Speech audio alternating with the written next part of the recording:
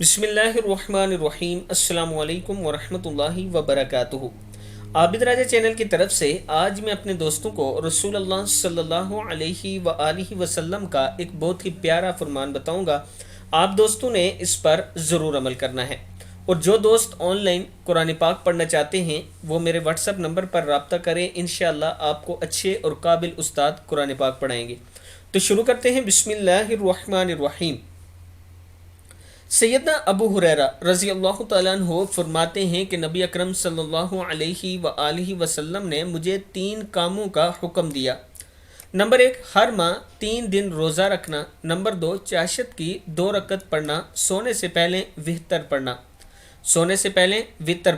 صحیح بخاری، صحیح مسلم، مشکات شریف، تینوں میں یہ موجود ہے۔ سیدنا ابو ہریرہ رضی اللہ تعالیٰ عنہ فرماتے ہیں کہ نبی اکرم صلی اللہ علیہ وآلہ وسلم نے مجھے 3 کاموں کا حکم دیا۔ 1، ہر ماہ 3 دن کا روزہ رکھنا، چاشت کی 2 رکعتیں پڑھنا اور سونے سے پہلے وتر پڑھنا۔ میں اپنے دوستوں سے گزارش کروں گا کہ اس پر آپ نے ضرور عمل کرنا ہے۔ السلام علیکم ورحمۃ اللہ وبرکاتہ۔